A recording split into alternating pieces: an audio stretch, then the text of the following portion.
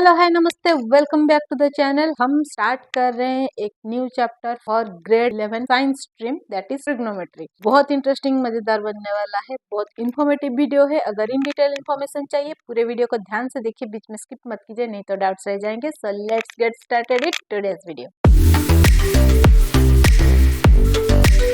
आज का जो कंटेंट है वो ट्रिग्नोमेट्री 1 के ऊपर बेस्ड है। एकदम बेसिक हम पढ़ने वाले हैं। जिस जिस कंटेंट की ऑब्जेक्टिव की हमें नीड होगी थ्रू आउट द चैप्टर, आज का जो वीडियो होगा वो कम्प्लीटली बेसिक ऑब्जेक्टिव पे होगा, जैसा मैंने ऑलरेडी आपको बोला। सो बेसिक ऑफ ट्रिग्नोमेट्री में जो फर्स्ट वर्ड आता है कि ट्रिग्नोमेट्री कहाँ से आया है, ऑलरेडी अगर आप मेरे वीडियो को फॉलो कर रहे हो तो आपको बेसिक के बारे में आइडिया होगा। मैंने इसके बारे में 2-3 वीडियो ऑलरेडी पोस्ट करके रखा है, आपको ट्रिग्नोमेट्री वाले प्लेलिस्ट में मिल जाएगा, जब हम ग्रेड 9-10 के ट्रिग्नोमेट्री कंटिन्यू कर रहे थे। तो उस बेसिक पे मैं और नहीं जाती हूँ, तो मैं ऑब्जेक्टिव पे आती हूँ। राइट एंगल ट्रायंगल के एक्यूट एंगल और उसके साइड को बेस करके ट्रिग्नोमेट्री काम करता है। ट्रिग्नोमेट्रिक रेशियोज होते हैं, आइडेंटिटीज होते हैं, सब कुछ उसी के ऊपर बेस होता है। तो अभी तक हमने जो जो पढ़ा हुआ है ट्रिग्नोमेट्री में, अगर ये राइट एंगल ट्रायंगल है, let A B C is my right angle triangle with B as 90 degree और राइट एंगल, तो यहाँ पे B C will be base and A B will be height. Height को हम और क्या बोलते हैं? परपेंडिकुलर, और ये हो गया हाइपोटेनस। तो यहाँ पे 90 डिग्री को छोड़ के जो रिमेनिंग 2 एंगल्स है, angle A and angle C, को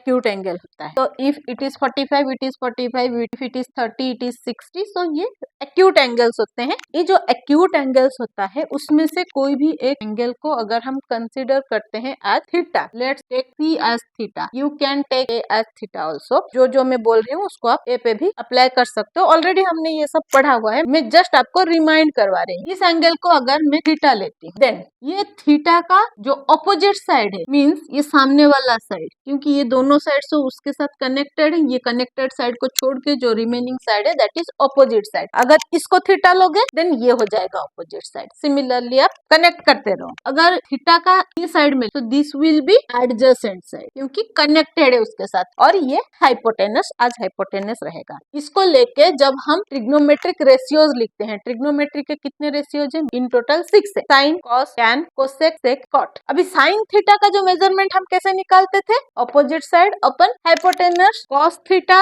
adjacent side upon hypotenuse, tan theta opposite side upon adjacent side. ये जो ऑपोजिट साइड है इसको हमने क्या लिया हुआ है? Perpendicular. So P upon hypotenuse H, adjacent side is B upon hypotenuse H, and tan theta opposite side upon adjacent means P upon B, perpendicular upon base. अभी जो बचे हुए 3 है वो सारे इन तीनों के reciprocal. So next one, cosec theta is equal to 1 upon sine theta, then sec theta is equal to 1 upon cos theta, and cot theta is equal to 1 upon tan theta. So ये होता है सारे ratios of trigonometry. तो ये ratios हम लोगों ने in detail में बहुत सारे वीडियोस में पढ़ा हुआ है। लिंक आपको डिस्क्रिप्शन पे मैं दे दूंगी, या फिर आई बटन पे मिल जाएगा, या फिर आप ट्रिग्नोमेट्री के प्लेलिस्ट में जाइए, बेसिक कंटेंट का वीडियो आपको वहां पे मिल जाएगा। मैं ग्रेड 11 में अलग से क्या पढ़ना है दैट इज इम्पोर्टेंट। अभी यहाँ तक हमने जो भी पढ़ा सब कुछ हमने एक्यूट एंगल को बेस करके पढ़ा, मीन्स थीटा को हम एक्यूट एंगल ही ले रहे हैं। तो अभी हमें जो कंसीडर करना है, ये जो थीटा है that is not limited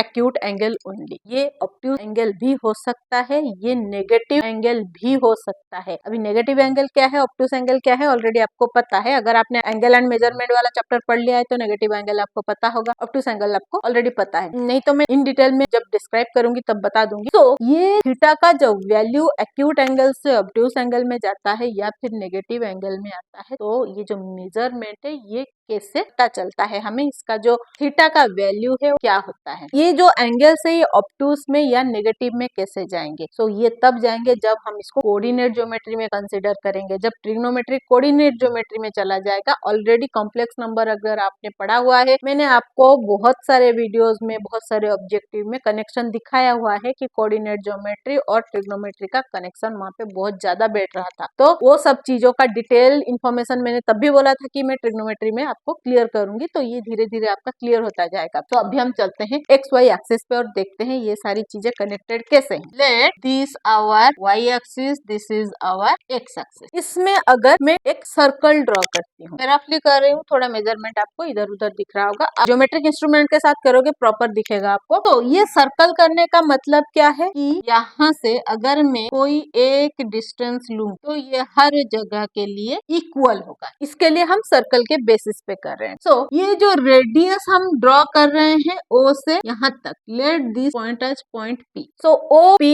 will be radius. इसका मेजरमेंट हम आर लेते हैं for general formula. So O P का मेजरमेंट हमने लिया आर। यहाँ पे मैं पी पॉइंट से एक परपेंडिकुलर ड्रॉ कर रही हूँ। तो ये जो परपेंडिकुलर होगा ये एक्स एक्सिस के लिए परपेंडिकुलर होगा, वाई एक्सिस के लिए पैरेलल होगा। तो ये जो पॉइंट हमें मिला, let this point as point S. तो ये जो मेजरमेंट ओ एस है, ओ एस को एक्स एक्सिस के बेसिस पे अगर मैं ले रही हूँ X, let this distance as X. ये जो डिस्टेंस है इसको अगर हम ले रहे हैं वाई डिस्टेंस, क्योंकि वाई एक्सिस पे ले रहे हैं, तो पी जो पॉइंट है उसका कोऑर्डिनेट हमें क्या मिलेगा, एक्स कोऑर्डिनेट, वाई कोऑर्डिनेट। तो distance of X is X and Y is Y. So हमें जो पॉइंट का कोऑर्डिनेट मिला वो मिला एक्स वाई। अगर ये 3 होगा, ये 2 होगा, देन एक्स का वैल्यू 3 और वाई का वैल्यू 2 हो जाएगा। ये अगर 5 होगा, ये 8 होगा, तो 5 और 8 हो जाएगा, जो भी आपने लिया होगा। So in general X Y to represent coordinate of X axis and coordinate of Y axis. So ये मिला हमें एक right angle triangle. So angle P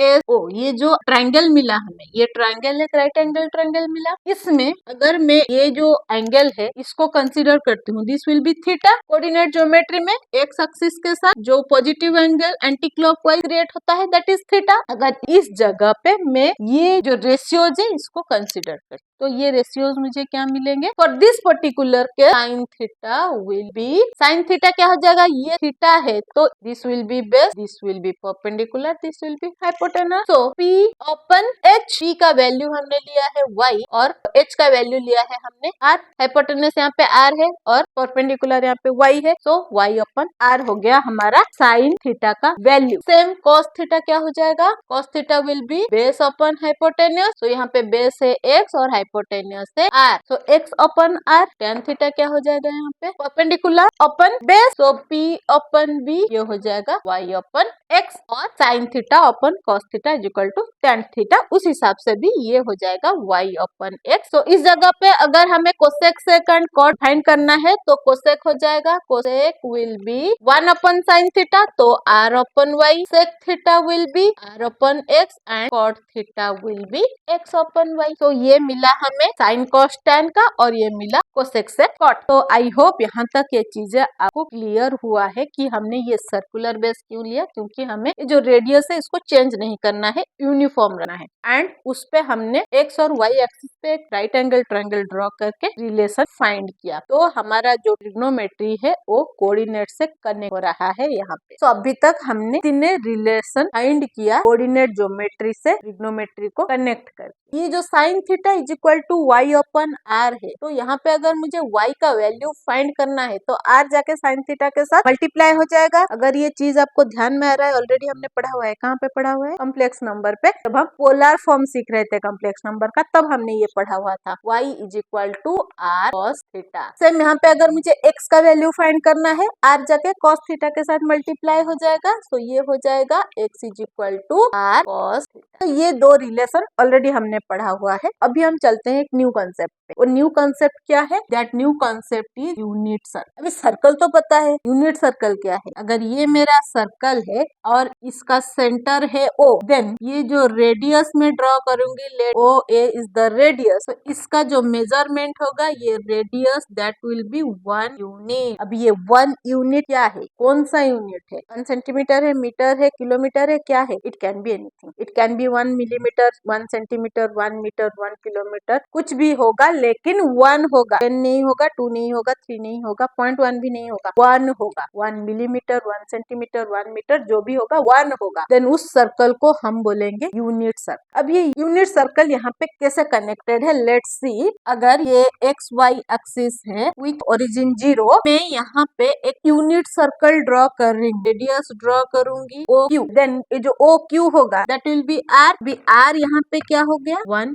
unit. अगर मैं यहाँ पे सेम एक परपेंडिकुलर ड्रॉ करती हूँ, let this as M, so O M O Q perpendicular. अभी ओ अगर थीटा है, देन इस जगह पे अगर मैं साइन थीटा फाइंड कर रही हूँ, sine theta will B y upon r। तो यहाँ पे इसका मेजरमेंट x और इसका मेजरमेंट y ले रहे हैं हम, का वैल्यू x y है। तो ये अगर x y है, देन y का वैल्यू डाला हमने upon r, y is equal to r का वैल्यू क्या है 1 कर दिया हमने। तो ये क्या हो गया, sine theta is equal to y। तो यहाँ पे y अपन 1 मीन्स y हो गया। सो साइन थीटा का वैल्यू हमें क्या मिला, y फॉर यूनिट सर्कल। जहाँ पे सर्कल अगर यूनिट सर्कल है, रेडियस 1 यूनिट है, देन वहाँ पे y एक्सिस का value will be sine theta. Same अगर मैं यहाँ पे cos थीटा ले रही हूँ, cos थीटा हो जाएगा x upon r, that will be x upon 1। So cos theta is equal to x। तो यहाँ पे जो हॉरिजॉन्टल वैल्यू है वो हो गया cos थीटा का वैल्यू, मीन्स जो इसका वैल्यू था वो कम्प्लीटली साइन का वैल्यू हो गया, जो इसका वैल्यू था वो कम्प्लीटली cos का वैल्यू हो गया। तो ये मिला हमें cos थीटा और साइन थीटा का वैल्यू फॉर यूनिट सर्कल। अगर यहाँ पे सेम कार्टेशियन प्लेन पे मैं अगर दूसरा एक सर्कल ड्रॉ कर रही हूँ, this is the circle, same जो रेडियस लिया था उसको एक्सटेंड करके P पॉइंट तक ले रही हूँ और इसको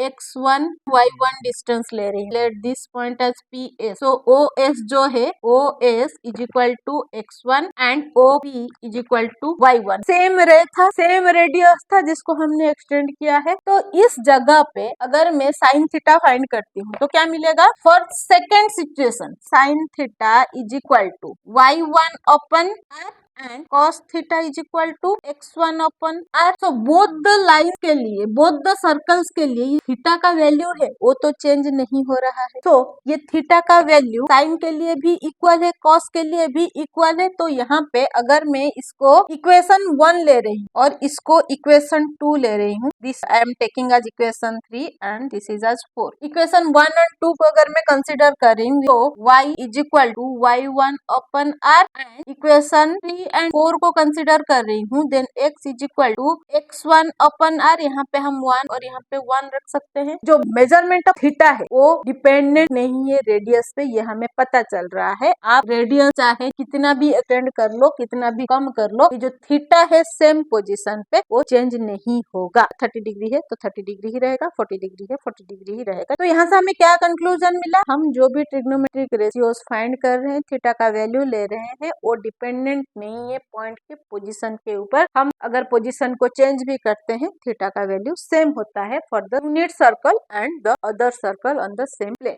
हमने लिया था इज इक्वल टू XY। अभी फॉर यूनिट सर्कल P हमें क्या मिला, cos theta and sin theta. अगर विदाउट यूनिट सर्कल लेंगे P हमें क्या मिलेगा, R cos theta and R sin theta. So हमने कोऑर्डिनेट ज्योमेट्री को ट्रिग्नोमेट्री से कनेक्ट किया, हमने बहुत सारे रिलेशन यहाँ पे डिराइव किया। आई होप ये सारी चीजें आपको क्लियर हुआ है। नेक्स्ट पार्ट ऑफ वीडियो में हम इसी बेसिक को कंटिन्यू करेंगे with measurement of angles other than acute angle. Detail में हम वो एनालाइज करेंगे। So stay tuned with Next Gen Math for the interesting upcoming video. अगर आपको किसी पॉइंट पे डाउट है देन कमेंट सेक्शन में लिखिए या फिर प्रीवियस वीडियोस को फॉलो कीजिए, आपको क्लैरिटी मिल जाएगी। ऐसे ही इंटरेस्टिंग मजेदार वीडियोस के लिए, इन्फॉर्मेशन के लिए बने रहिए मेरे साथ। Stay tuned with Next Gen Math. But जाने से पहले अगर यूट्यूब से देख रहे हैं, चैनल में नए हैं, देन चैनल को सब्सक्राइब कर लीजिए। अगर फेसबुक से देख रहे हैं, पेज को फॉलो कर लीजिए। लाइक शेयर करते रहिए ताकि बाकी लोगों को हेल्प होता रहे। मिलते हैं और एक इंटरेस्टिंग मजेदार ट्रिग्नोमेट्री के वीडियो के साथ। Till then bye bye.